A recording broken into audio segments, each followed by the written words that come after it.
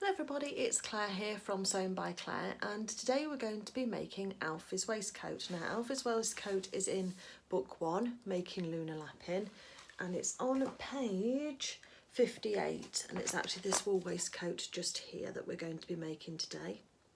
The pattern pieces are on page 129, and it's a nice and easy one, or so you'd think, with only 2 pattern pieces. But I had a quick look because in the quick look in the Facebook group just to see if there was an erratum for the book for this waistcoat, because I think that a lot of people have problems turning it through on the shoulders just here, and I just wondered if there'd been an erratum at all in the book in order to make that seam slightly wider, but it doesn't look like there is. So got a couple of tips to help with that, hopefully, if anybody has tried this before and got stuck.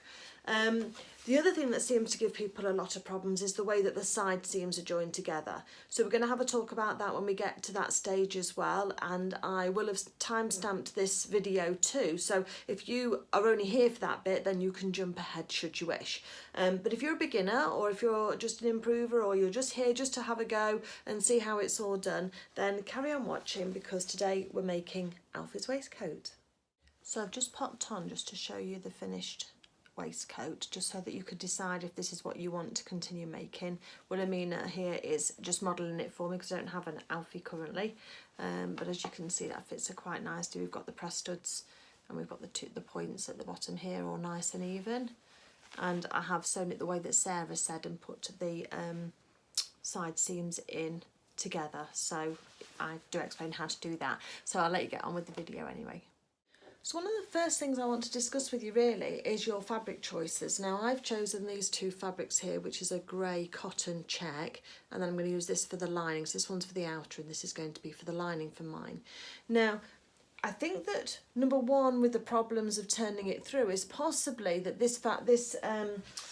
fabric on this, the waistcoat, trying to get my words right, is, if you look in this picture just here, it's a really lightweight, fine suiting wool. It isn't a Harris tweed, it isn't a full 100% boiled wool, it's a really light fabric for suiting. So the kind of thing that men's suits are made out of for work, that type of thing. And you'll get some of the idea. We're going to try it with this it's almost like a homespun, I suppose, cotton that I've got, because I think it'll look really smart in this grey, and I'm going to make his trousers to match as well, Alfie's jeans to match in this fabric. So just be really careful if you're choosing that. The other thing that I've chosen is this quilt lightweight, well not lightweight, but an ordinary weight quilting cotton. So again, that's quite fine. If you've got a cotton lawn, perhaps a Liberty scrap, something like that, or just an ordinary cotton lawn, 100% cotton lawn, it's a finer fabric, but very strong. So again, you can use that.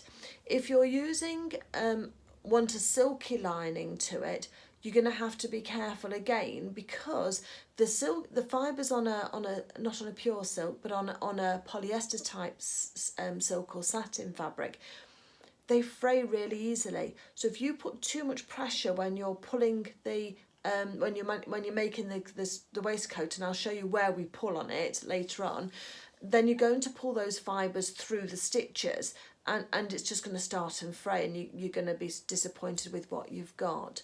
So try and choose some fabrics that are quite lightweight rather than your heavier weight fabrics, and you should have a bit more of a success.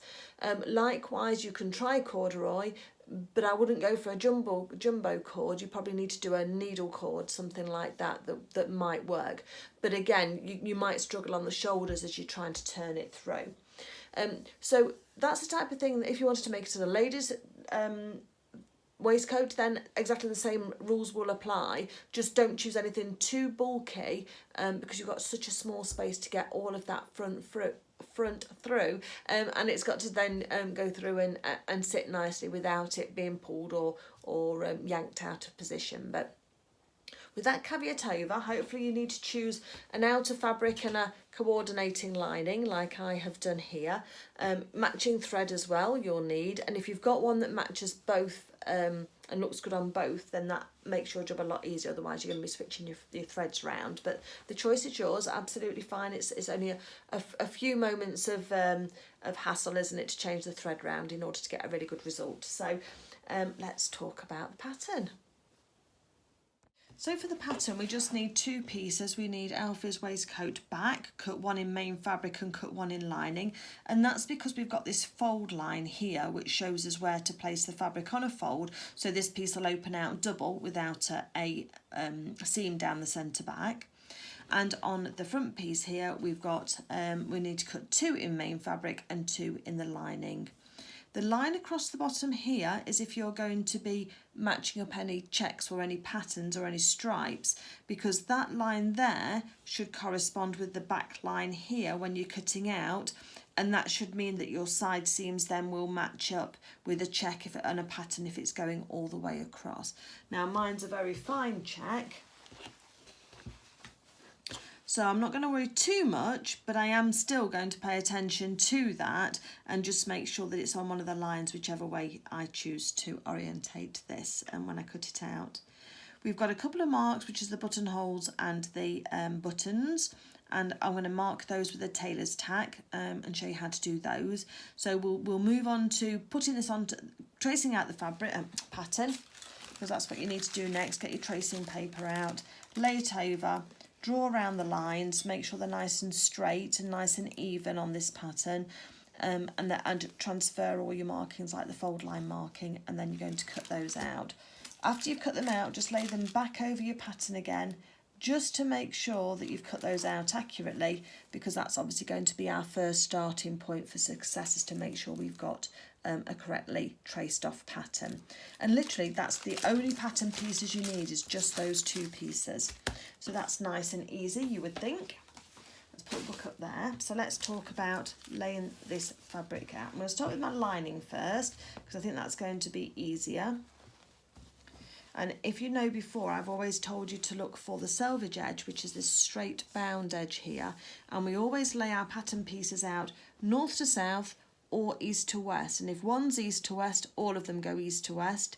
And if they're all north to south, they all stay north to south. Have a look at your pattern as well on your fabric and see if it's what's called a directional print, because if this has got faces on, for example, or flowers all heading a certain way, then that fabric can only be used that one way. So you've got to decide which way is up and which way is down, and then make sure all of your pattern pieces correspond to that direction. Otherwise you'll be having some with flowers facing down and some with flowers facing up, and that might not be the look you're going for. If it is, go ahead, but if it's not the look you're going for, you need to be aware of that. So we need to be aware also of our pattern markings. We've got a fold line here, so we need to position this pattern piece on the fabric to make sure that we're going to use this fold. So what I tend to do is I try and use as little fabric as possible, because I think that leaves some then for other projects. I always avoid the bound edge, so I wouldn't sew with a bound edge ever. So just make sure you're not going to use that. And the way that we make sure that our fabric is straight is we measure from the selvage edge. And I'm just looking for my, oh, where's that gone? Just looking for my tape measure, which was here a moment ago. So what we do is, when we're checking to make sure that our fabric is straight, is we turn over the amount that we think we need for our widest pattern piece. So we've got 2 pattern pieces to go on here. We do need a little bit wider for here, for this bottom one as well. Let's just fold that out slightly.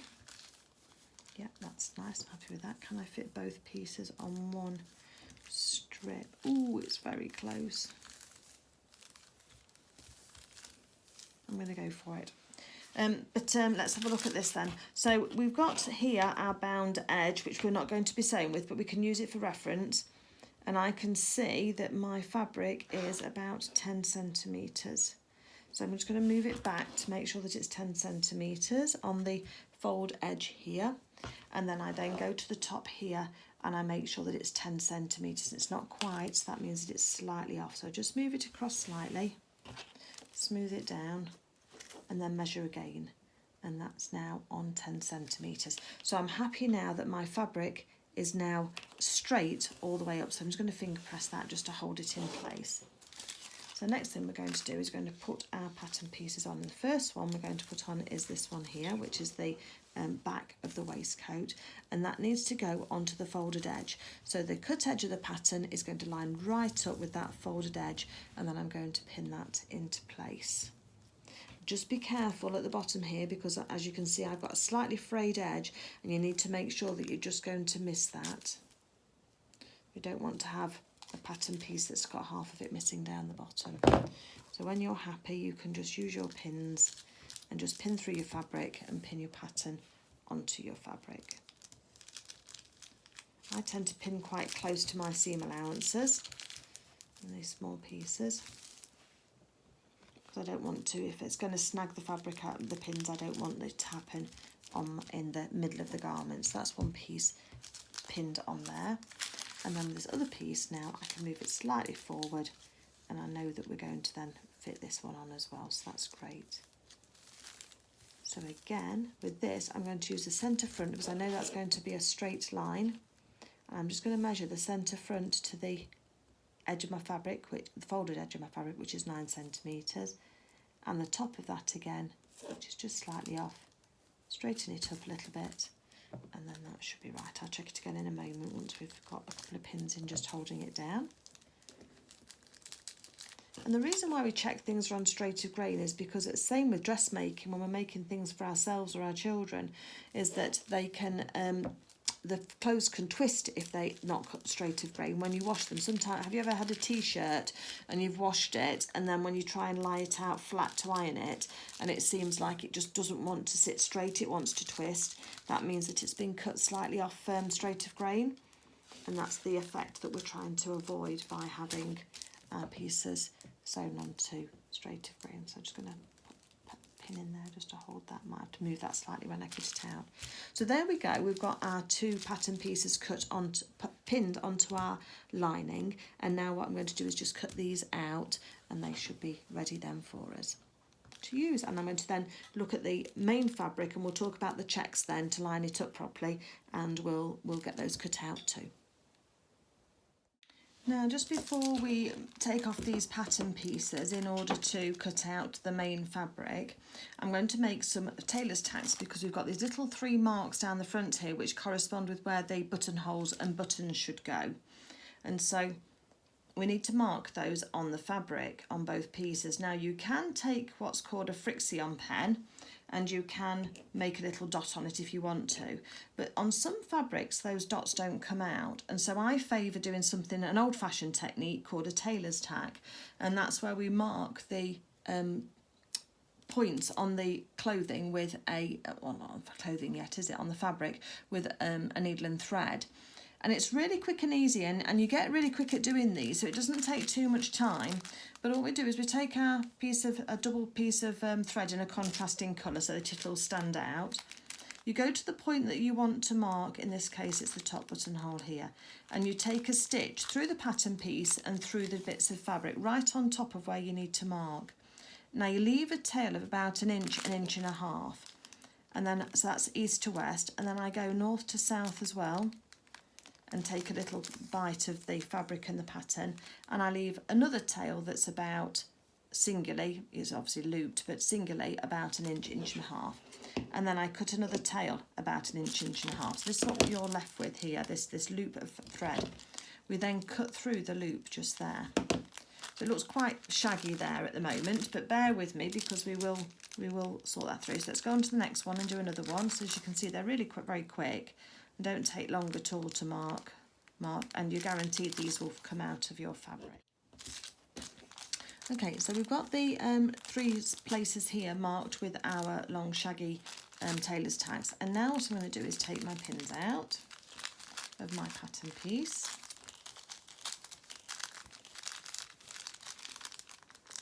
Without pulling the threads out, and then you're going to ease your pattern piece away from the fabric and the tailor's tacks.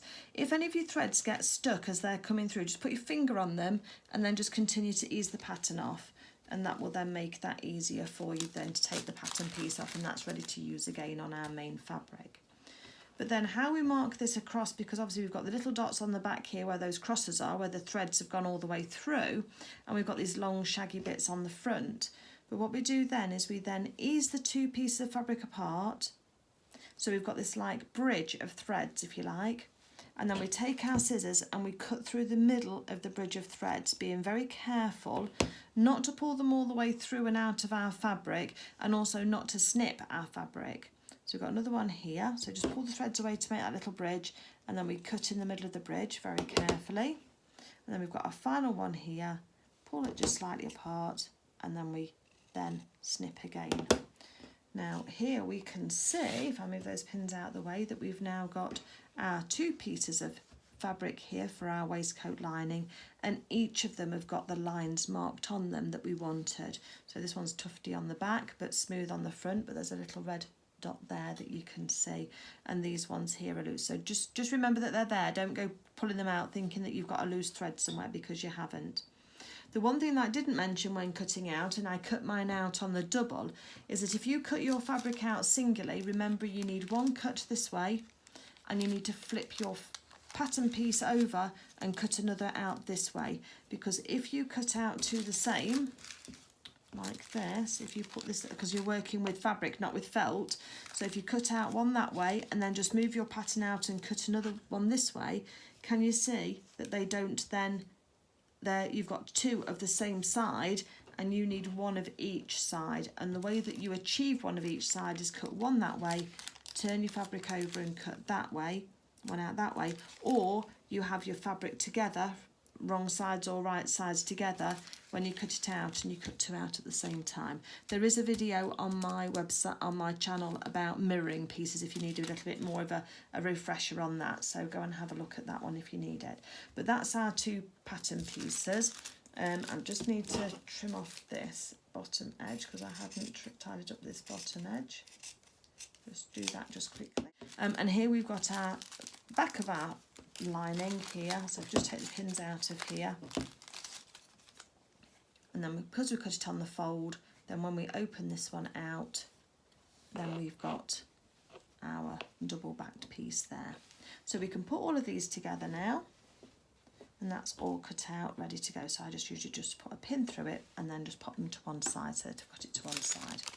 So then we're going to have a look at our main fabric. Now, if you're working with a check like there is in the main picture with Alfie's waistcoat on the book, if you've got checks like this yellow or like this red one going across, then you need to be careful because you want to try and get these lines to match going across the front. So when you're lining your fabric up, just be aware of those checks, where those checks are, and use the line at the bottom here that Sarah has given you, and also the line here at the bottom, because if you put those two side seams together, probably better on the work surface here, isn't it, on the cutting board, then those 2 points will match. So the hem here and then the hem without the point on the waistcoat then match. So that's how you choose a part of the check that you want just there, and that will then match. Likewise, feel free to draw a line up here or pin through both sides of your fabric to make sure that your checks are in the right place should you need to, and that will help you too. So for me, I'm going to use this grey fabric here, which is I'm very pleased with. I think that's lovely. Now my complication with this is that there's a very, very similar right side and wrong side, so I have to choose one that I want to have as my right side, and I will then work with that one. Have a little look. Yeah, I think I want this one to be my right side, and I'll show you how to keep a note of which right side that we're working with. And we're just going to do the same again with this fabric. So we're only going to use a small amount, but let's just check at the end here and just make sure where we are. It's about 11.5 at the top. Oh, that's slightly over. Let's just move it across. So that just helps us just know that we've got our fabric straight to grain. The other thing we can look at is these checks and follow them down, and if they veer off, we know that our fabric isn't straight on there. But I would definitely recommend that you cut this out if you can do either on the fold or singly in. Well, obviously those are your only two choices, just depending on the fabric that you choose, because you want to make sure that you've got your checks lined up wherever possible. And I just need to be aware that this bottom selvage edge is just pulling slightly. So first one I'm going to pop on the top here. This is going to be the pattern piece with the fold. That's nice and easy to place, but I'm going to choose a white line to line my pattern piece up with, and then make sure, that's drifting off slightly, isn't it? And make sure that it's as straight as it can be. Okay, we'll choose that one just there.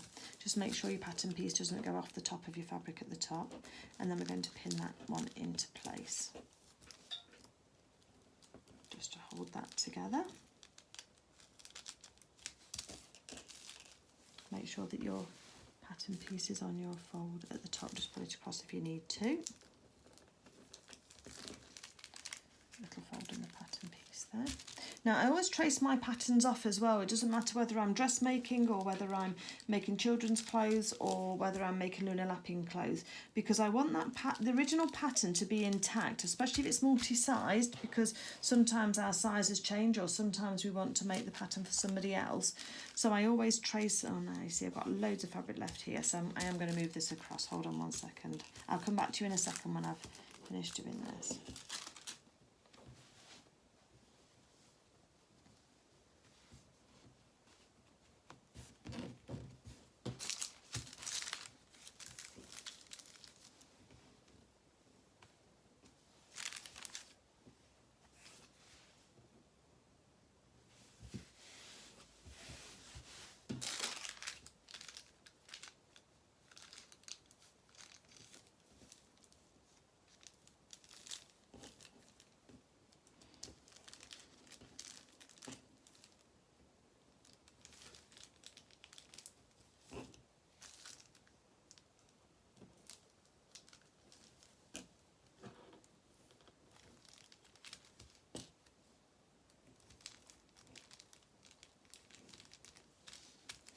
Okay, there we go.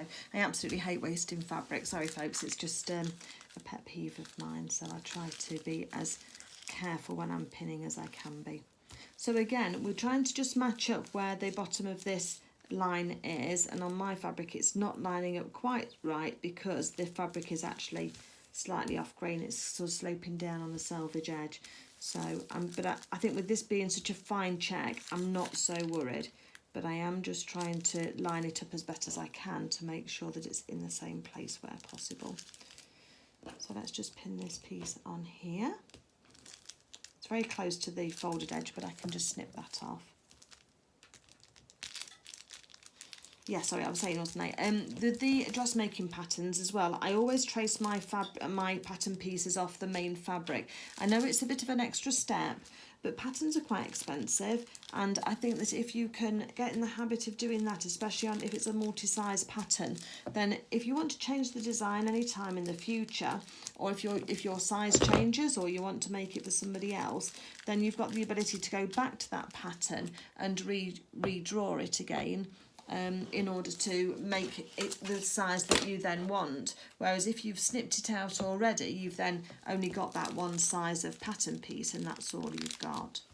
So there we are, we've got these two pieces now in the main fabric. This one's cut on the fold, so that's there been placed on the fold, and this one's very close to the fold, but I'll snip that edge off because this needs to be two separate pieces. And I've got my fabric double so that we're going to then be able to know where we are with those. So we've got the mirrored pieces automatically done. So I'm just going to cut these pieces out now, and then we'll be able to get on with doing our tailor's tacks on these pieces too. Okay, so we need to do the same again here with these 3 dots because we want to mark those again on the outside of the fabric.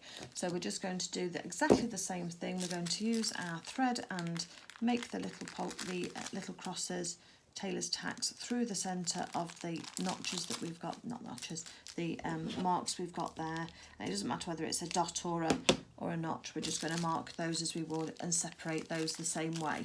I'm just going to come back to you when I am ready to separate these two, because I've got another little tip for you as well, so that we can make sure we get these the right way round as well, which should probably help. So the other thing I wanted to show you is that when you're working with fabrics where the front and the back are very, very similar, and it's difficult to tell which way is which, and even if you are sewing with a fabric where it's perhaps a solid colour and there isn't a clearly defined front and back, we need to make sure that we always use the same way, just in case there's any shadings difference or if there's any nap to the fabric, which is where the fibres lay in a certain direction. So we don't want to end up with two pieces like this that we then attach onto our waistcoat. So the thing that I do is I have a look at the fabric and decide which way round we want to be on the outside. I think I want it to be that way. And then once I've decided and got all of my pieces the same way, then I put a pin just in the centre of the garment, perhaps with a double insertion like that, and I put that on the right side of each of the pattern pieces. Now be careful if you've got a satin, because you might snag your fabric in the middle, so you can always put it somewhere that's a little bit less conspicuous. But that way then I know which is my right side of my fabric for while I'm working with it. When you've got your lining fabric, you've got a very clear right and wrong side, so that doesn't matter so much. But if you've got a fabric where it's very, very similar, then I would always mark my pattern pieces like this once they've been cut out, so that I know which is the right side of my fabric. So I know how I would sew this waistcoat together, and that's not necessarily the same way that Sarah has chosen to sew it, but I'm going to use Sarah's way because I think most of you would prefer to follow what's in the book. Both will give you a really good result anyway, but that way then we can just make sure that you feel confident if you're wanting to do it again.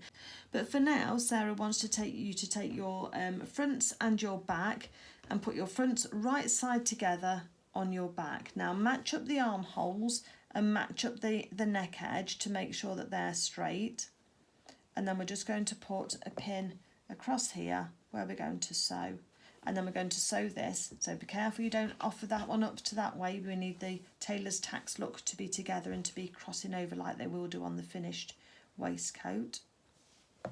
And just pin that at the shoulder seam again. And then you're going to do exactly the same with your lining as well.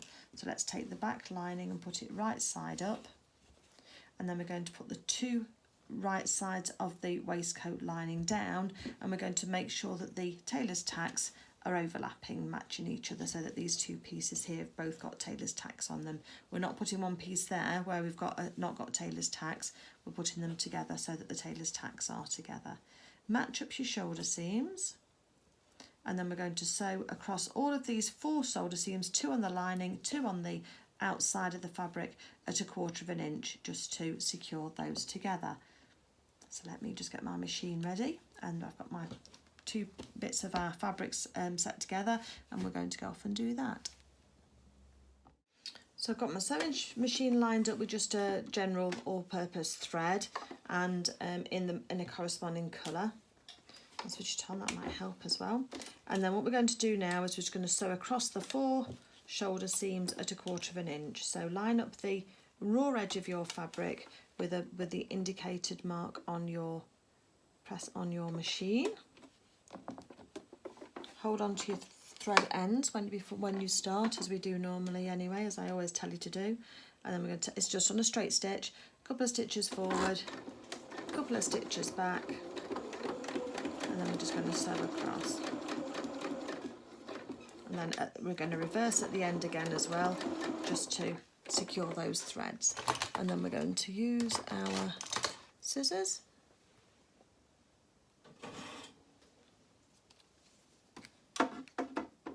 and just snip our threads on that seam. So there we go, we've just got a little stitch just along there at 1/4 inch. And so let's just carry on with all of the rest of them and get those done.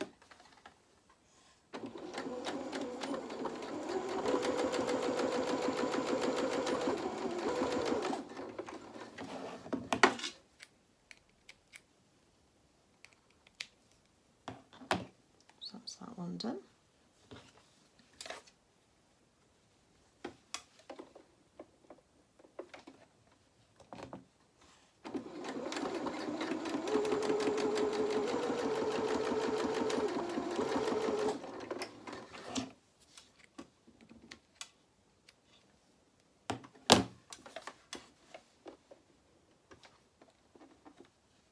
Just make sure all of your raw edges are lying together nicely when you take pins out.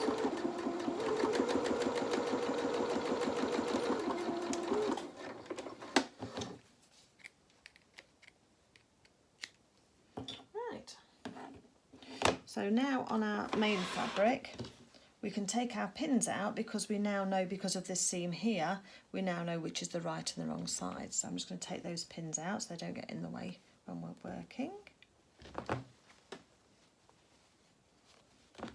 And then what we can do then is take this to the ironing board and we're going to press the seam flat, and then we're going to open it up and we're going to open those seams up as well. So we're just going to open those, as I've just said, we're going to open those seams up on there, and we're going to do the same with the lining as well. So press it flat first and then press your seams open on both your lining and your main fabric.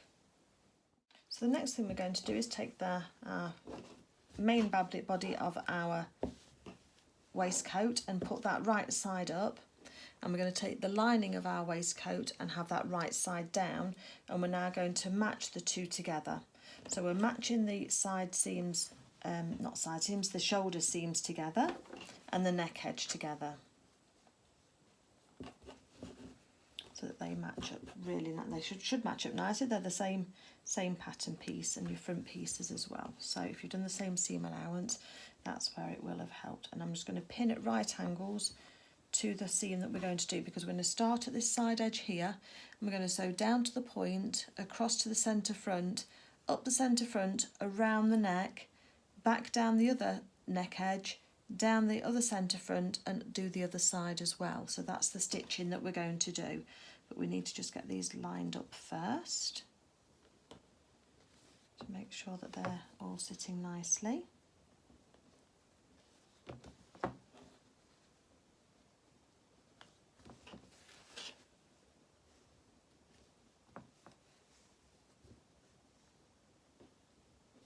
We'll move these pins as we're sewing, but we just want to keep these sides together, don't we? So that's how many pins I've put in. Obviously you can put in more should you wish.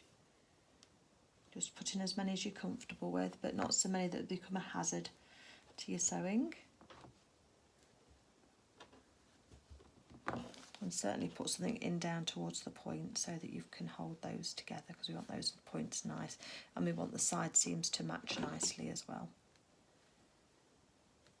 And then once I've got all of that, that should all sit nice and flat, and then we can go and do the neck edge at the back here, and perhaps one on the shoulders as well. Now when we're sewing this seam, the most important thing that we've got to, I mean obviously apart from sewing it straight, which if we can do because we can follow the lines on our presser foot, but on this seam here we've got to tuck these front pieces through here into the back when they're sewn. So you can't afford to be generous at all with your seam allowance, and if anything I would take it slightly less than 1/4 of an inch, probably even if you can manage it down, depending on how stable your fabric is, even down to 1/4 of an inch, 1/8 of an inch if you can do. But you need to make sure that you're going through all parts of the fabric, obviously, to make it sort of sit straight and sit right. But you want to give yourself as much room on this centre seam here as possible. So you're trying to go out towards your raw edges rather than in towards the middle. So just bear that in mind when you're sewing, because that will give you a greater chance of success when we're trying to turn this garment round. So just bear that in mind, and I'll try and show you as I'm sewing mine anyway. So let's go to the machine. We're going to start at this bottom front edge, so we're going to keep our back out the way because we're not doing any of the seams on the back at the moment, other than we're just going to go round that neck edge there. So let's line it up at the bottom here and make sure we've got our threads out the way, so hopefully you can see. I'm going to reverse as well, just going to do a couple of stitches, reverse and stop. And here now we are going to put our needle in the work, so either use your button up down or use your hand crank and put your needle into your work, because we need to have that needle to be able to pivot, so that when we lift up the presser foot we can move our fabric round and it's not going to become dislodged underneath that needle. So once we've got that done, we can sew a few more stitches till we get closer to our pin. Take our pin out, and then we're going to then slow down to this point. So we're sewing straight until we're about 1/4 of an inch away from that point. Maybe one more stitch. Oops, squeaky foot pedal. And then we're going to then turn. So by leaving the needle in the work and lifting the presser foot, we can pivot this, and then we can make sure we get a nice point at the bottom of the waistcoat, and I'm matching it up again with a point on my presser foot, or you could match it up with the markings on the bed of your sewing machine that you'll see here, in order to make sure that you're always staying straight as you can do and keeping those seam allowances even. So let me just take that pin out because we're finished with that one now, and sewing up now towards this corner here where we'll do the same. So wait till we get quite close to take the pin out, and then I'm going to try and choose when we're about 1/4 of an inch away from that side seam, and then I'm going to then pivot like I did just there, change direction, and then carry on sewing. Get my pin out and carry on up.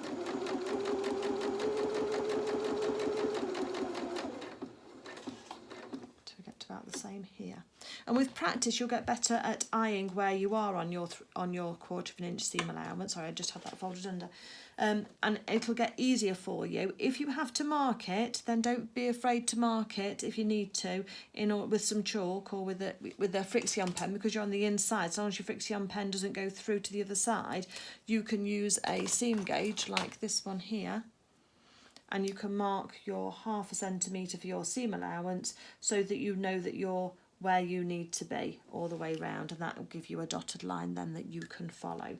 But I tend to use my presser foot, but here I'm going to go slightly less than 1/4 of an inch because I know that we need as much room as possible on this shoulder seam for turning it round.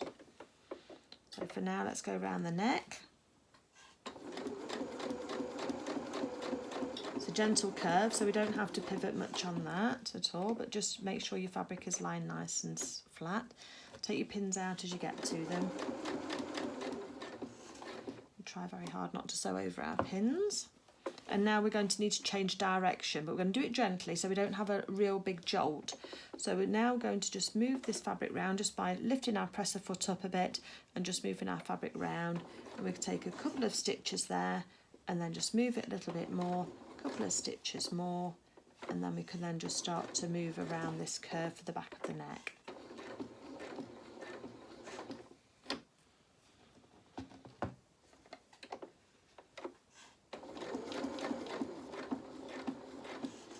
So sometimes you can just move it gradually, but sometimes you have to then use your pivot function. You know, you just be able to leave your needle in your work and lift it up a couple of stitches at a time. And as I say, we're trying to keep that seam allowance quite tight on the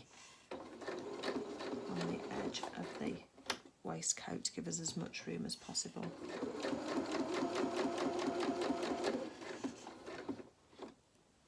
One more stitch, I think. It's going to be on my gravestone, I think. One more stitch. Okay, let's keep going.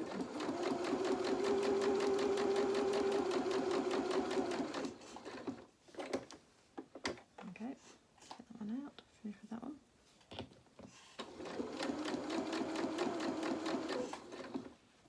So try and get close to your pins, but not right on top of them.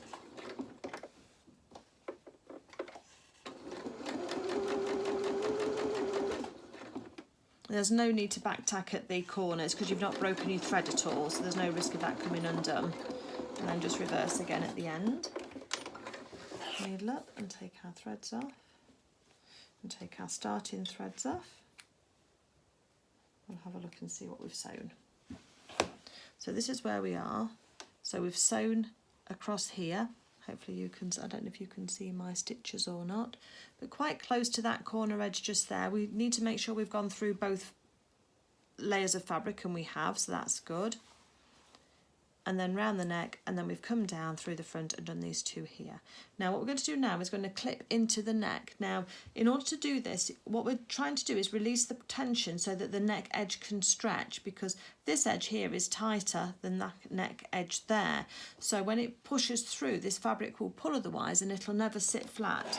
So in order to do that, you take your scissors or your little snips, whatever you've got, and we're going to cut up to, let me get mine, we're going to cut at a right angle to our stitched edge, up to but not through our stitches, and probably just 1 or 2 threads away from it, so that the fabric, the edge can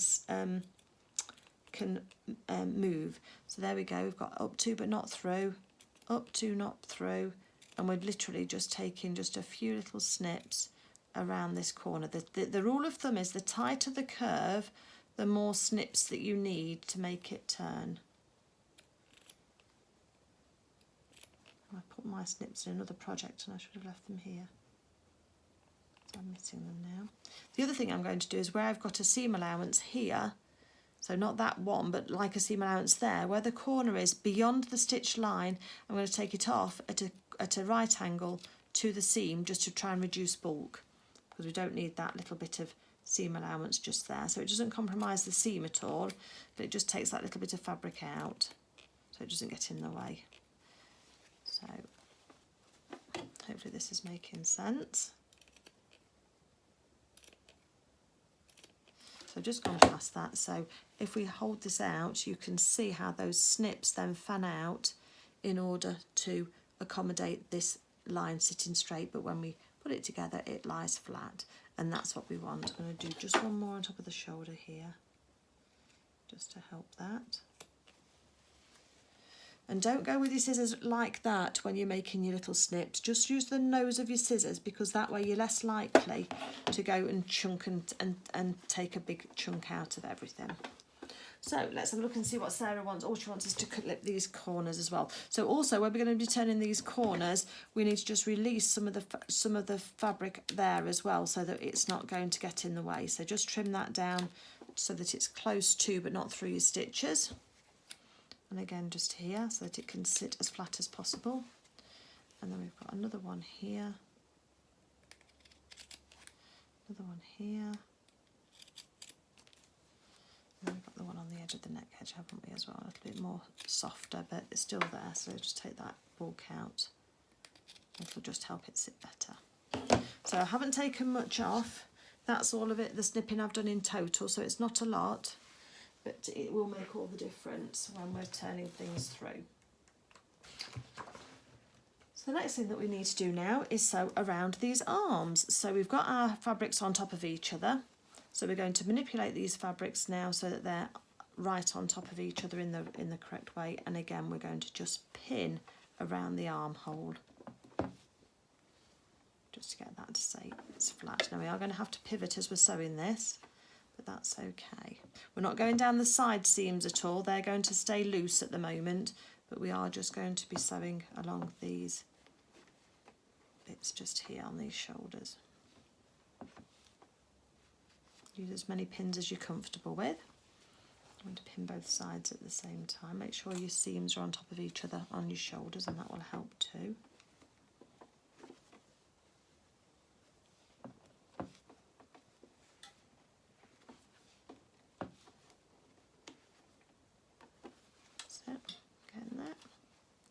And we don't have to worry about neatening any of these raw edges at all, because they are actually all going to sit on top of each other and inside the garment, so we don't need to worry about neatening any of these edges because everything's all fully enclosed anyway with the way that Sarah's described how to do this. So again, we're now going to sew around this curve here, and we're going to use the pivot quite a lot because we've got quite a curve there. So let's line it up with we stitch onto our garment first off. So a few stitches forward, a couple of stitches back just to anchor those threads, and then we're going to use our needle down in our work again, and we can take out our first pin. And then already I'm going to just change the angle slightly so that it's all lying flat, and I can do a few more stitches. So a few more stitches, just start to curve it, but we can see the fabric's bunching up, so let's lift up the presser foot and just twist it slightly. And what you're trying to do is have a nice curved edge rather than something that's kind of a bit like a set of stairs. And again, we need to go narrow on these shoulders for turning. Take your pin out when you get close. And we'll check at the end to make sure we've got all of our fabric that we need to. Lift that up and just twist it around slightly so we get a nice curved edge.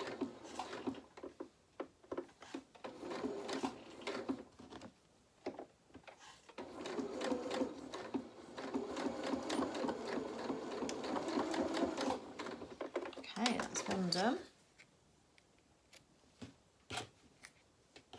Take our threads off. And then we can just have a look at this shoulder. So I've really gone quite close there to the shoulder seam. The lining's okay.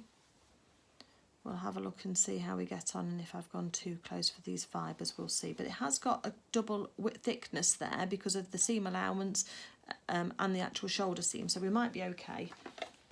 If not, I'll show you how to fix it. As you know, I don't profess to be perfect. So that's a couple of stitches forward and back, needling our work and take the pin out, and then we can start and adjust the direction. Oops, a bit too fast there, Claire. Pin out. So again, just don't be worried about going slow and just taking it round. You're better to go slow and do it once than you are race round it at a fast rate of knots and then have to go back and change things out if they're not quite right.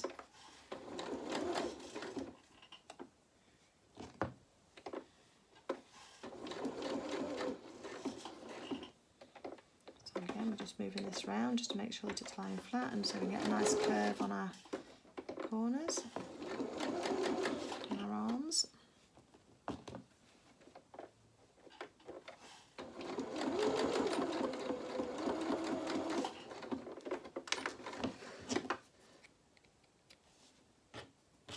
Zip our threads. Okay. And because we are going around a curve again here, we need to notch and just clip into this curve all the way round. So again, just be careful not to go through your stitches. We're just going to just do little notches about 1/8 of an inch apart from each other,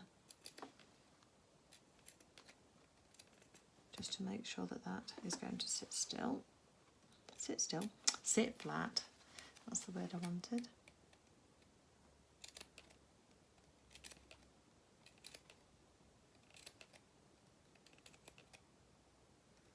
It's curved all the way around, so we do all the way around, and again we can see again on this one, look, we've got a nice curved edge, but if I hold that straight, can you see how the curves, when it's clipped, those little clips let the fabric spread, and that's what we need it to do for it to sit flat for us when we press this open. So we'll just do the other side.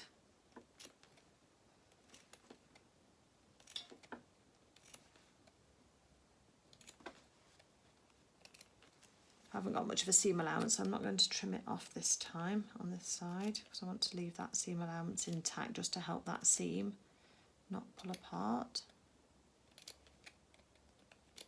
Okay, and this one, we've got this one clipped as well now, so that's going to spread and will lie flat. So the next thing then is one of the difficult parts, which is going to be turning this the other way round. The best thing I can think of is take a deep breath and just have a go. Okay, so what we need to do is we need to push these front pieces through this shoulder bit here and out through the back.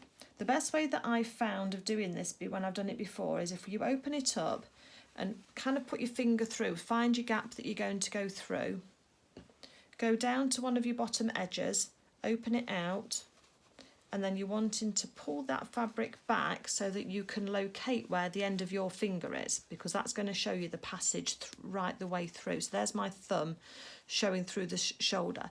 So what I do then is I just then hold on to my finger and my thumb by pushing them together, and then I can peel this bit back, and that should give me the edge here, if I can find it, to give it a little pull.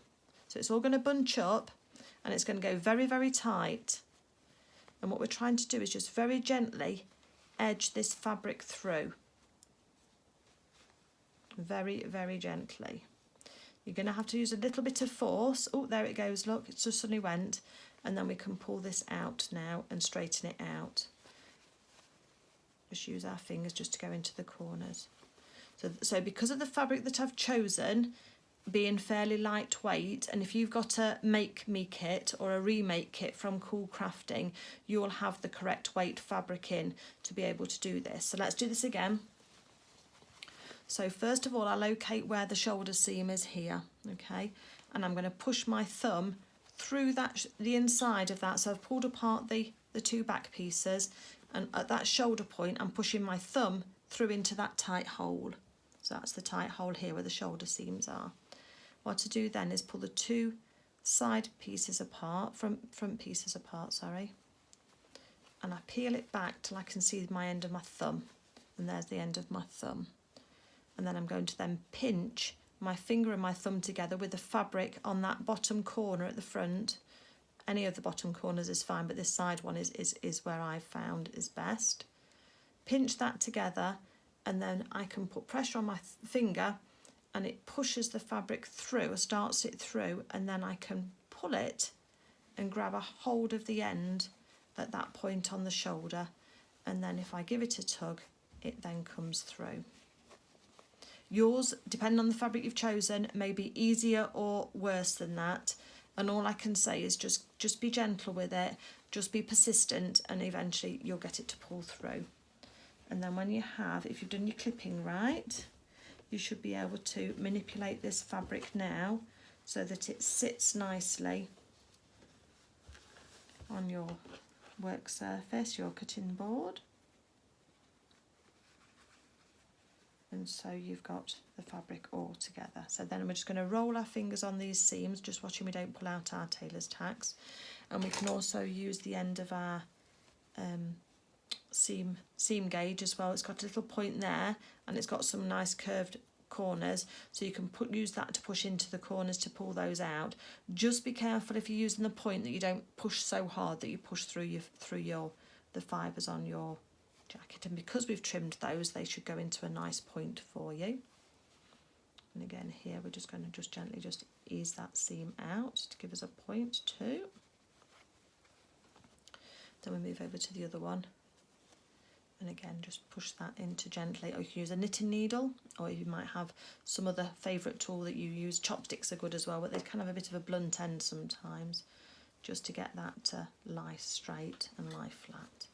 And once we've poked those out, then we can lie it flat on our board, and then we can give it a quick press. And make sure that it's all lying flat. So let me just go and press mine, and then I'll come back to you. So this is what we've got. This is the front of our waistcoat now, and this is our lovely jazzy lining. And what we're going to do now is look at neatening off these side seams, and I think this is something that has caused people a lot of problem. And basically what we're going to do is we are going to use the back sides. The best way I've seen it described is two pieces of bread of a sandwich that are just hinged together, so it's a bit of a baguette really. So you've cut along the length of the baguette, and we've got these two sides, the top and the bottom of the baguette. And what we're going to do at this side seam here, where they're all nice and flat, is we're going to match up that underarm seam on the front, or on the side seam under the arm. So let's get our orientation right. So I'm talking about this side seam here being the baguette, and this bit here is going to be the filling. This is our arm, so I've pressed that a bit flat, haven't I? This is our arm seam and our armscythe, which is going to go round, and that's the point that we're going to match it, this point and this point together. So the first thing we can do is put the two front pieces of fabric together, and we're going to match them at that side seam. Okay, now Sarah says you're going to have about 1/4 inch excess at the bottom, and that's right. You should have at the back of the waistcoat, you should have 1/4 inch showing, because we need to hem that later. So just make sure that that's all pulled out right, and you're matching as tightly as you can those underarm seams on the bottom there. If you've got any pattern matching to do, this is your place to do it, to match up those side seams. And then again, we're going to take the lining fabric of the back and wrap it round over the filling, and that then is going to finish at the same point on the bottom here as your front fabric back piece and your lining back piece all line up together. And this side seam here, you should have at this point here under the arm a perfect match point just there. So again, you can then do that. Just put a pin in to hold it still, hold it steady while we're just going to sew it, and another one towards the bottom. Because what we can do is also, we can just test this theory. So we've got that pinned together now. So now what I would do is I would just pull this through like so, and pull it back round to the front. And I can see that I'm going to, when the pins aren't there, we're going to have an armhole, and this side seam here is going to be tied so nicely together. So in that respect then, that all looks as if it matches up nicely. So let's just push that back through again. So I'm comfortable that I've done that correctly. And what we're going to do now is we are just going to sew down here, 1/4 of an inch down to the bottom, down to here. Yeah, for now we're going to do it exactly as Sarah says, because I think that's the way that most people want to do it and might have struggled with it. So let's get the sewing machine. Got a thread to the back, and with 1/4 of an inch seam allowance, I'm just going to sew straight down here. So reverse that back if you're not sure as to what we've done, but I'm going to do the other side in a moment too. And just show you again, just because it is confusing, but I think it's one of those things that's easier to see in pictures.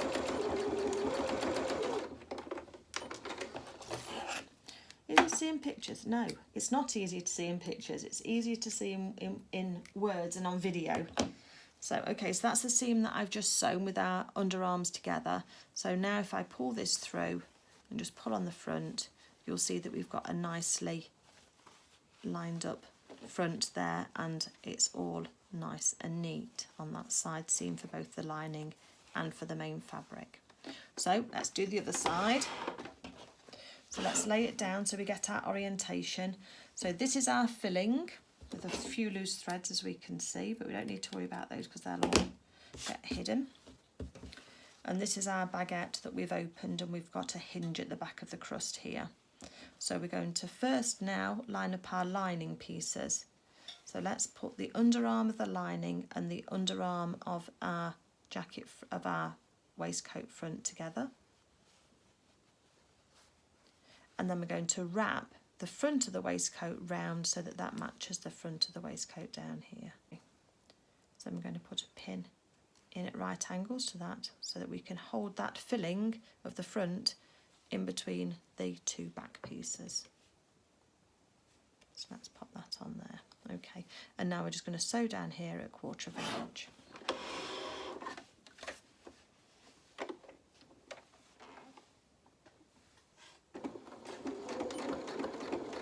Reverse at the back and just to tack those stitches, edges down.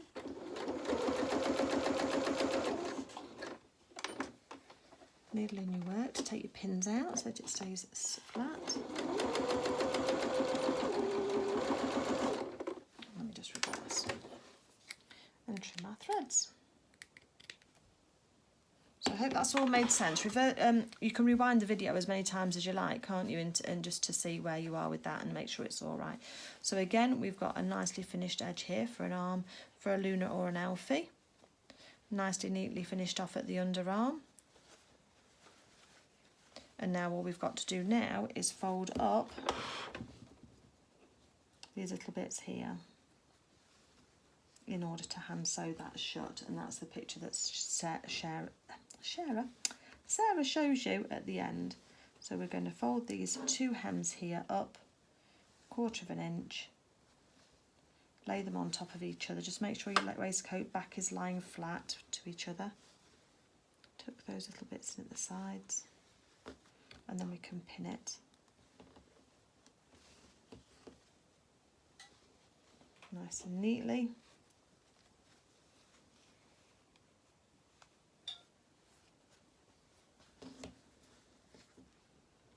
And then we are going to, you can machine sew I suppose if you want to, but I think I'll hand stitch as well because I think that's a nicer finish.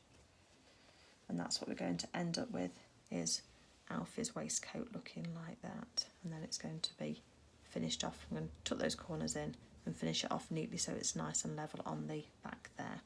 So that's what I'm going to do next. Just going to hand sew this shut with a ladder stitch.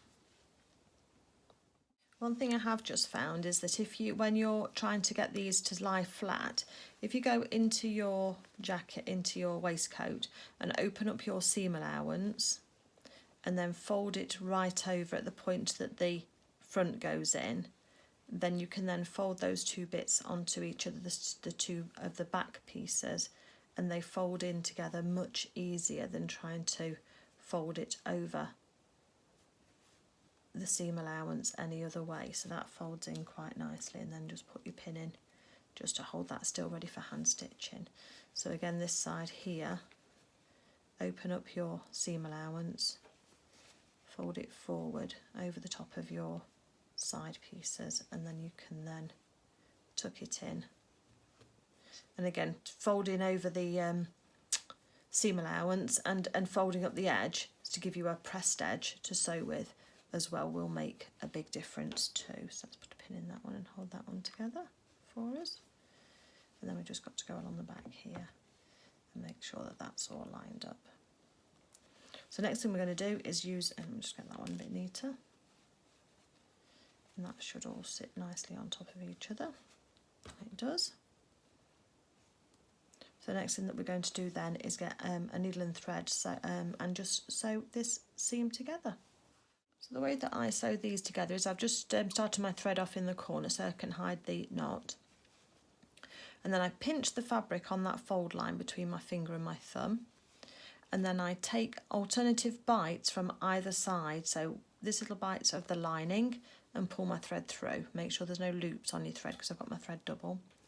And then the next stitch I take will come across, directly across from the lining point where I've come out, and I'll take a little bite of the main fabric. I've got a little loop there, look, so I'll just pull on my threads and get rid of that little loop, make sure it's all nice and flat.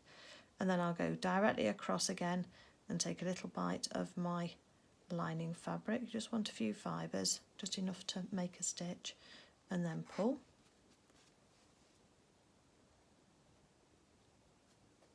And then again another stitch out of the main fabric directly across, and then pull it through. So I'm not trying to go through both sides at the same time, I'm just alternating which side I'm taking a stitch out of. And this does a nice little invisible stitch right on that folded edge. Once we press that, you won't be able to see that, so there's no visible stitches on the inside and there's no visible stitches on the outside. And as long as these fabrics lie together properly as we're going along, and you remember which side you're on, and I've forgotten, I need to take this one out of this side, then it should sit together quite nicely when you've finished and gone all the way along. So as I say, just alternate those stitches one either side all the way along, not taking too big a bite at any one stage. So here we have Alfie's waistcoat, all nice and neatly pressed, got a few threads on the back of it. It always seems to attract threads, fabric attracts threads, doesn't it?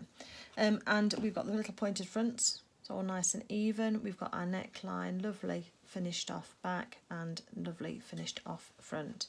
All that remains now is to choose our buttons, if we're using buttons, and to pop those on top. I've chosen these 3 blue ones here. I thought they look quite nice and dashing.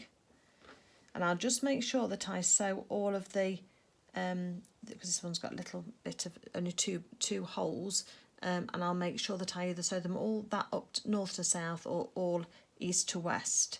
I won't have them skew so that they match. And if you want to do it, it depends on how you feel about this. You either, traditionally, you would either sew it with the left on top for a boy, or with the right on top if it's for a girl. Or if you're not bothered, whichever way you like. It doesn't bother me particularly, but I know that somebody commented once when I'd done a pink shirt and I'd done it for Luna, and I'd done it with the boys' way of fastening. So all we're going to do now is take our little hooks and eyes, press studs as well. So you've seen me use these before. These are the same things that Sarah uses as well, press studs. So just a two-part fastening really, metal fastening. And we're just going to sew 1/2 on here at the 3 points. We'll still see our tailor's tacks, they're still in, look, and still there. So we can sew those on there, and then the corresponding part on the inside here. And then I'll just stitch my buttons over the top once I've got my hooks and eyes, what am I with? My press studs on, and just to hide those, and then that'll all sit all nicely. And then we'll be done. So we're on the homeward stretch, so well done if you've got this far. Hopefully I've demythed the way of sewing these side seams together to make those the way that Sarah wanted you to sew those together. So here we go. I'm just going to take off the long tail because I don't need a long tail. I've got a double thread. I'm just going to spend the next 10-15 minutes just sewing these on. Now, once you know where you want your Presto to go, you can just put your needle underneath the threads that you've got for your tailor's tack, and they should then pull out. If they don't pull out for any reason when you just put your needle underneath them, then just snip them close to where you where they go into the fabric, and then that should then release the tension on them. So again, these ones should just pull out for me because I've finished with those, but if not, so like that one's caught in the seam.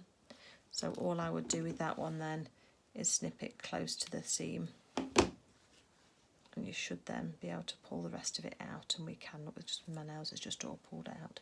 So that's how I get rid of those. They work really well for me, and I like Tailor's Tacks a lot. Okay, so so I've put a couple of stitches in my waistcoat where I want my Presto to go.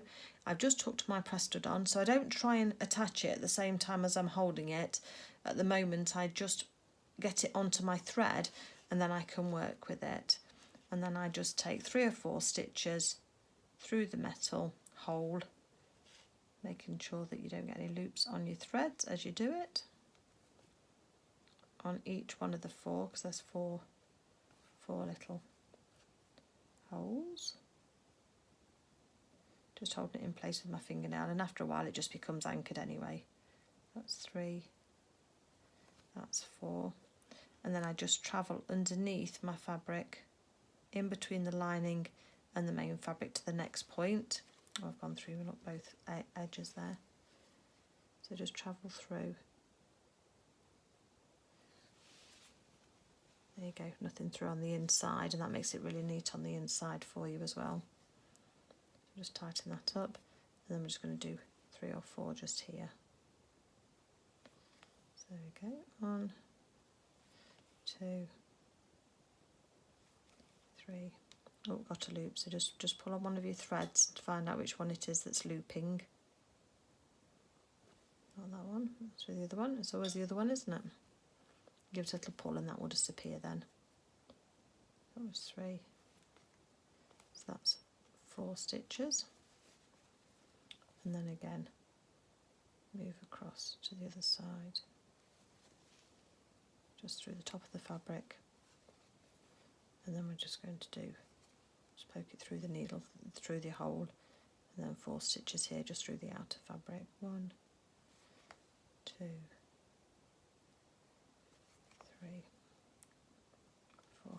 Now before sewing these on, you might want to just try your waistcoat onto the character that it's intended for to make sure that it fastens. If you find that you've got your character is a bit your character's a bit overstuffed, you could just extend out this seam here.